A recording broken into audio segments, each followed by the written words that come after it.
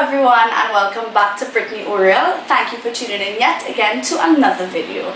I must first start off by giving a very sincere apology for not uploading a second time last week as promised. So very long story short, I got into an accident Tuesday, Wednesday and nothing was hurt or injured besides my pocket. Basically I needed some recuperation, some time to myself, gather, recenter, refocus, and I'm back, myself, happy again. Yes, I have a shadow because I'm using a lamp as lighting because I really don't like the changes in lighting that all my videos have. Plus it's raining outside, so it's grey, there's no natural lighting. So I put a lamp, put a camera, I'm on my bedroom floor, and basically I wasn't feeling like talking in front of a door today. So I'll talk in front of a wall instead. Authentic, huh? So in this video I would like to talk about a problem that I think we have in our society, as well as present a solution, because I personally live by the saying, you don't present a problem if you don't have a solution for it. So I think people on Facebook take the Facebook status bar when they ask what's on your mind just a tad bit too literally. Like, I think we all know someone on our Facebook, Instagram, Snapchat, Twitter, whatever else you'll use, that just loves to tell their whole life story on Facebook. Facebook, Instagram, Snapchat, Twitter. They are not your journal.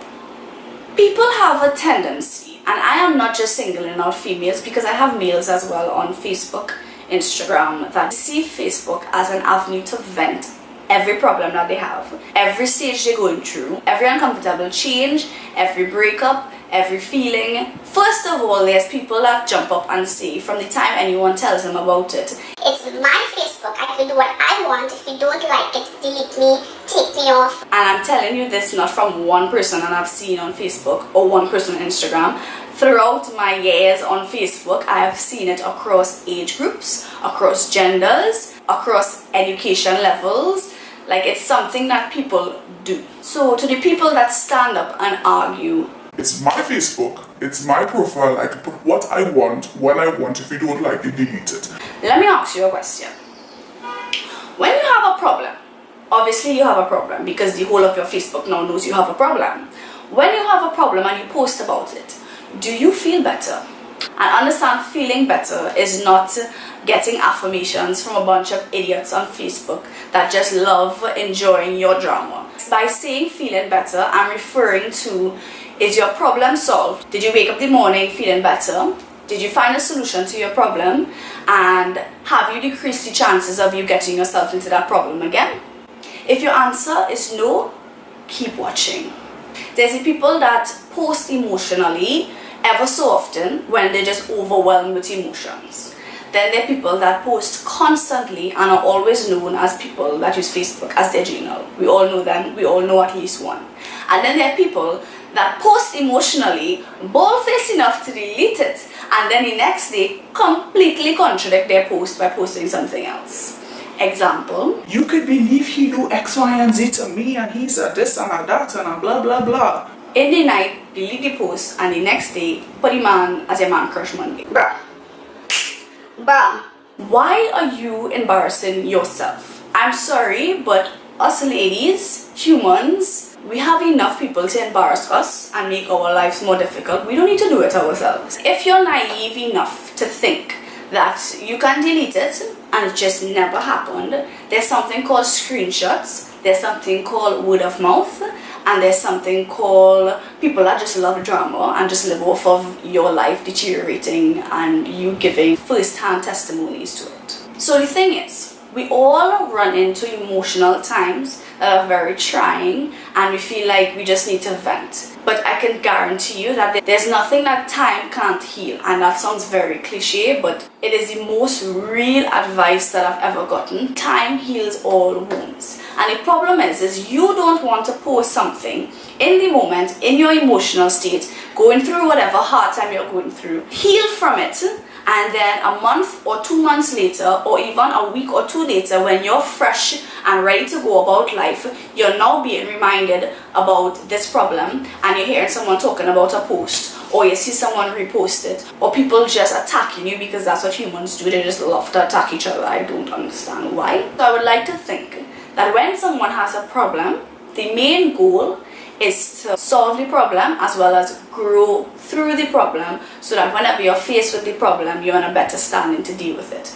And I'm telling you, Facebook, as well as all social media platforms, has no role to play in that growing and solution finding process. So all you're doing is 1, wasting your time, 2, deteriorating your own reputation, and 3, looking like an emotional person that has no self-control.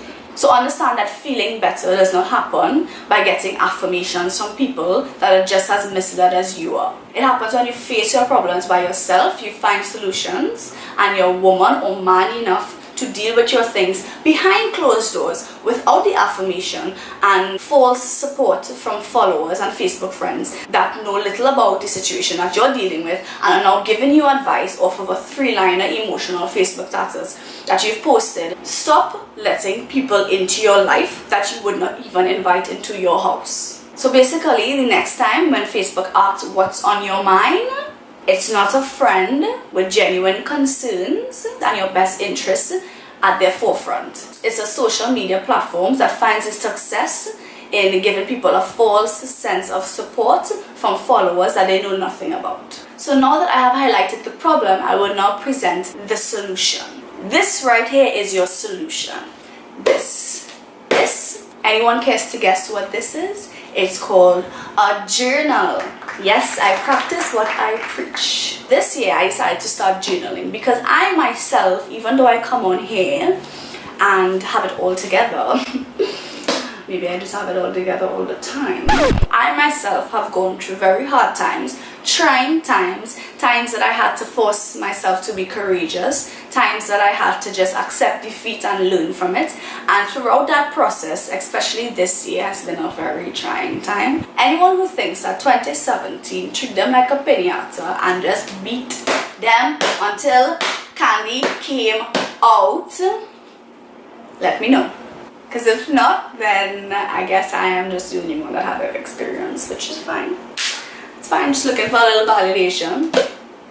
This is my journal. My journal, I write in it like, I'll show you. Like I genuinely write in my journal. A journal is not a diary. A diary tends to be something we use to record our everyday events and just keep track of what's going on in our life. That's not what a journal is. Keeping a journal is a lot more freeing and goes a lot deeper than just recording everyday life event. Journaling is basically a chance to take your thoughts, your life, your emotions and your experiences out of your head and onto paper. And I'm telling you, it's a process that is good, it's bad, it's scary, it's exciting, it's interesting. And I think that if you are one of those that feel comfortable enough to tell the whole world your problems on Facebook, then I think you should feel comfortable enough to tell yourself.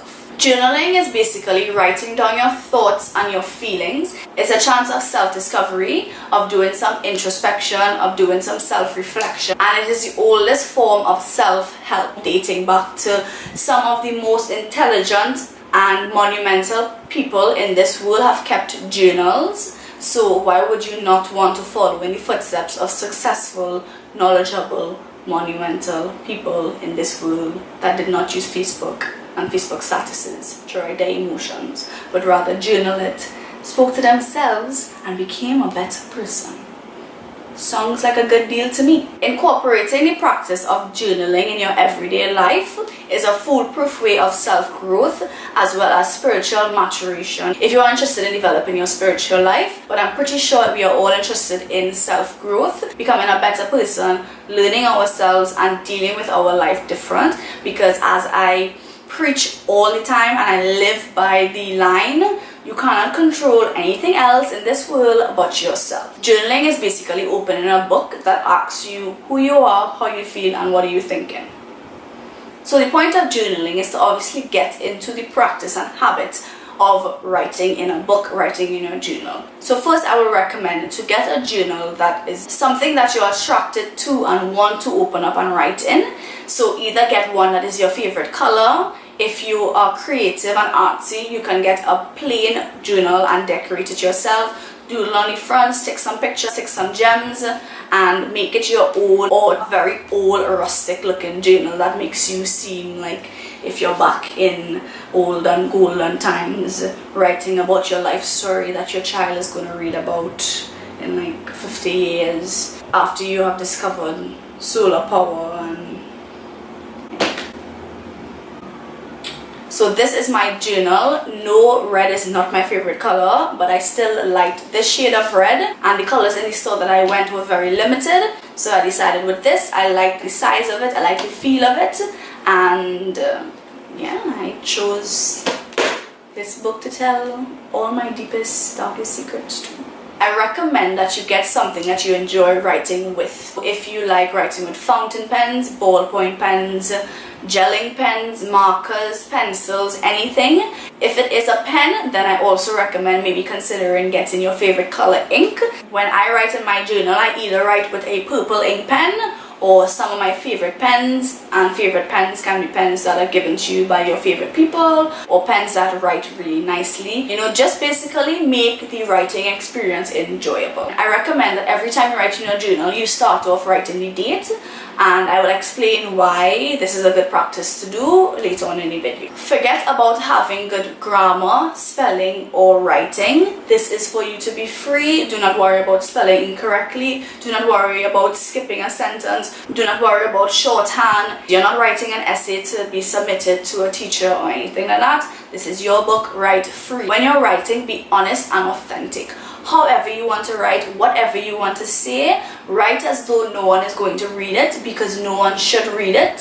So get a book, don't tell anyone that you have a journal, and just keep it hidden in a place where no one knows where it is. Or just threaten people. Threaten them. Like use the first page to write like a threat that will really scare them, and just make them close the book.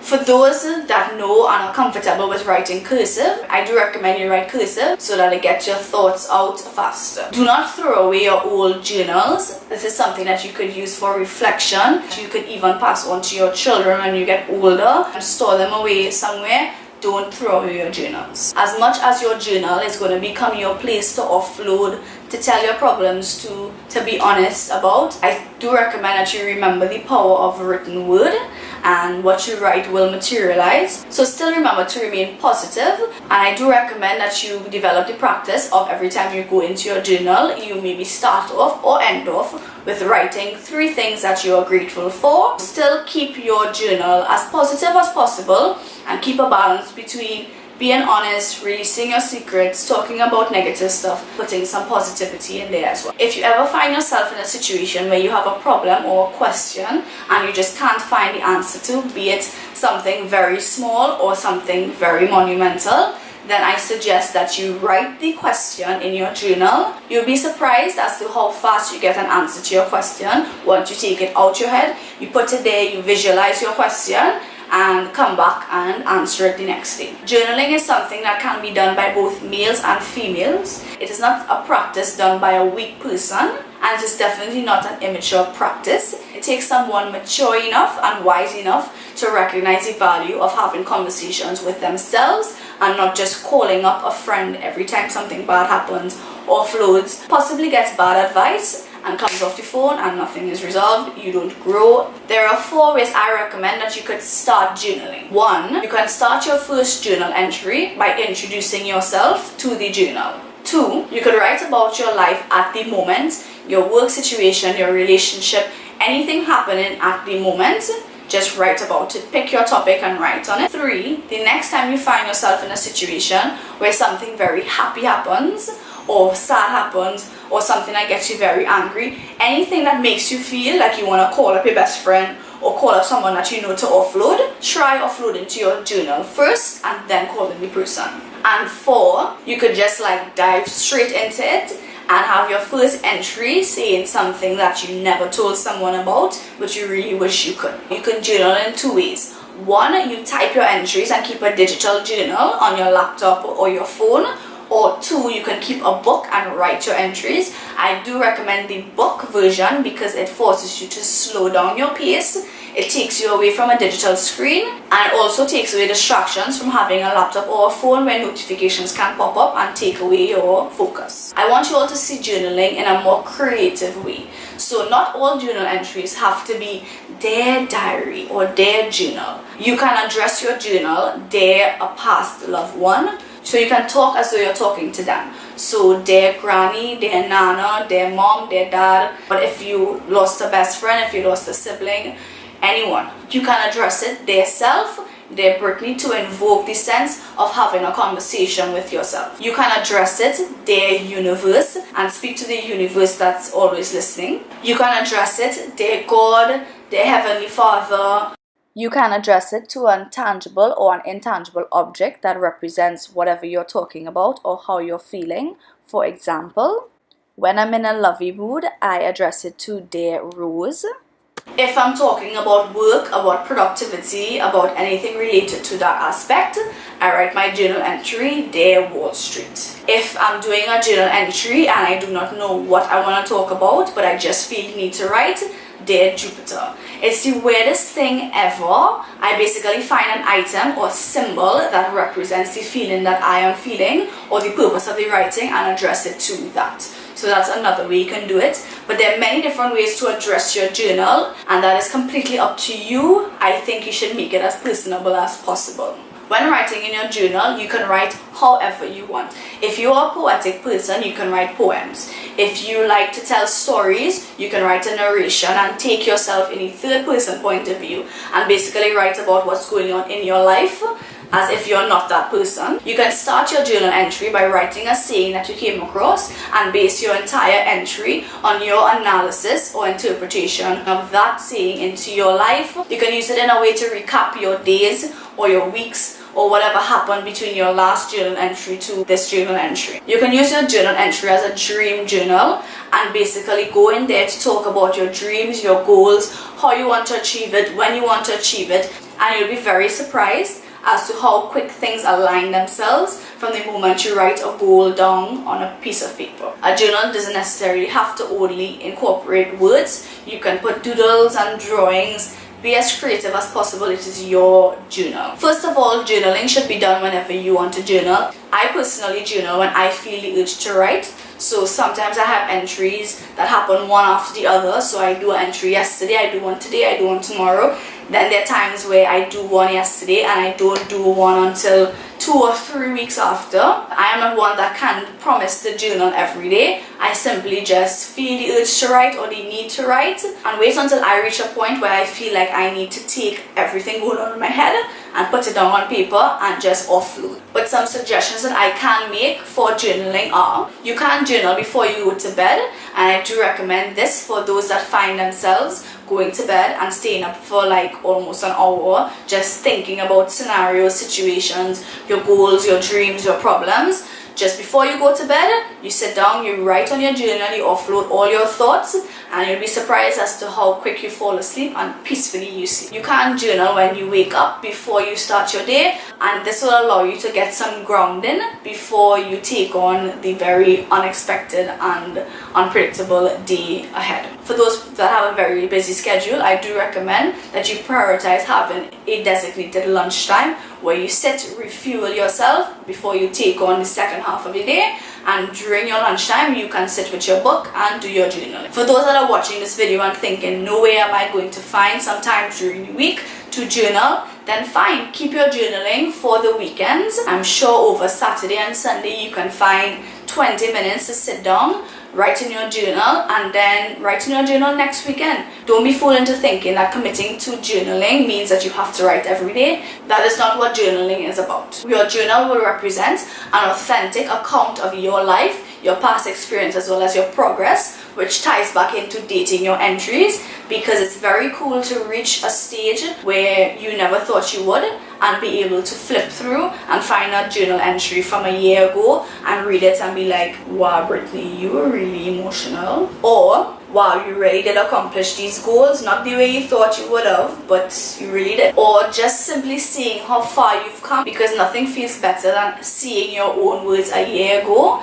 and comparing it to where you are now, and really and truly based on your account seeing your own progress and growth. Journaling will also help you improve your communication skills by writing, learning how to express yourself, as well as improving your skill of reading. Journaling will help you find resolutions, peace, as well as answers to questions and situations that you're going through in your life. Journaling is a way to boost your confidence, as well as incorporate the practice of self-affirmations. So try to practice ending off some of your journal entries with positive self-affirmations. If you can't come up with some yourself, then try Googling some self-affirmations and eventually getting into the practice of making your own. Journaling practices and stretches your creativity, innovation, as well as ideas. Journaling can help you get over traumatic experiences. Those that are lucky enough to have never had a traumatic experience, then say thank you, God. But I do know there are people out there that have traumatic experiences, highly traumatic experiences, or traumatic experiences that some might think are not very traumatic.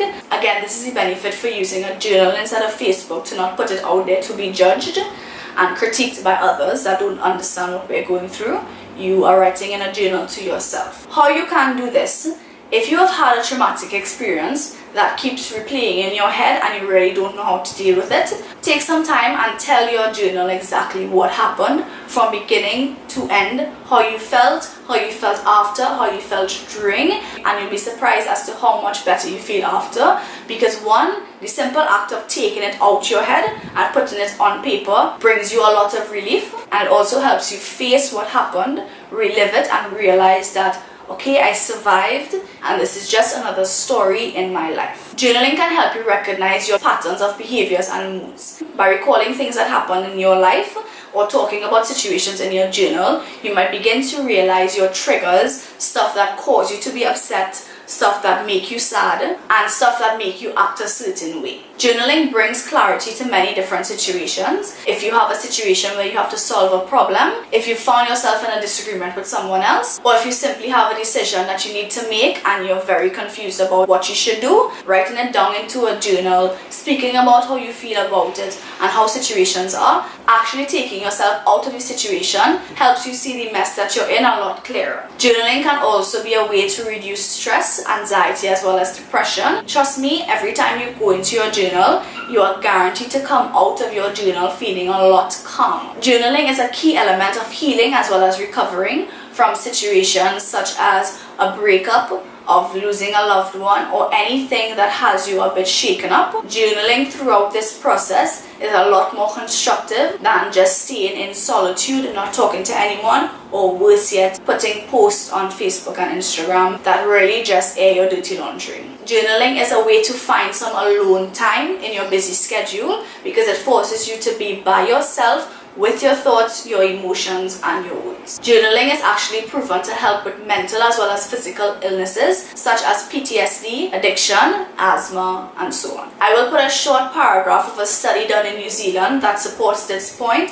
down in the description bar below, so you can have a read if you do think this is a bogus point. Journaling helps you refocus on what you want. There are so many things that go on in our day that distract us, that take away from our time and tend to divert us away from the life we want to live or the person we want to be. By journaling, it helps us give a daily or weekly account of the person we are and the life we're living, and may bring to light our shortfalls and even help us realize that outside the busy life that we're living, we really aren't stepping any closer to our goals. Journaling is a great place to talk about and develop your passions as well as positive ideas linked to that. It improves our emotional intelligence. It changes the way we perceive as well as understand the emotions of others as well as ourselves. It practices focused and purposeful use of your time, because when you are journaling, you zone in on that, you give your all to what you're writing until you close your journal, and this is something that helps train your mind in the skill of focusing and giving all to the task at hand. So all in all, guys, I really wanted this video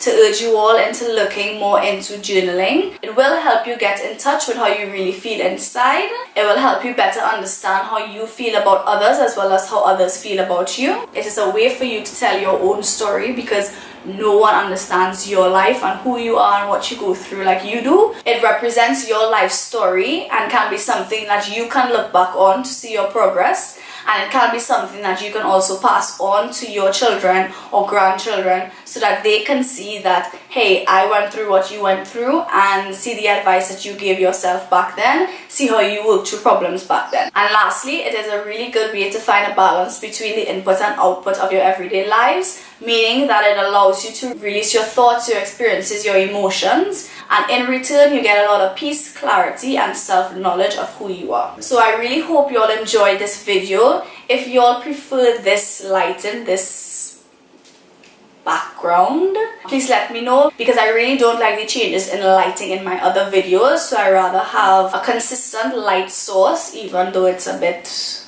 sketchy, than relying on fluctuating natural light. So I really hope you all enjoyed this video. Feel free to send me pictures on Instagram of your journals, whether it's new or old journals. I would love to see your unique take on journaling and the book that you choose to tell your life story to. I do hope you all have a great week and a productive week. Feel free to comment below any topics that you would like me to cover, any issues, any questions, anything. I don't mind if it's something that I don't know about and I have to do my research on it to learn more about it. I am open to any suggestions that you all have, and I would really love to see what you all want to know more about. So I will see you all back in a few days. Have a great one, guys. I want to talk about in this video. All their followers. And it is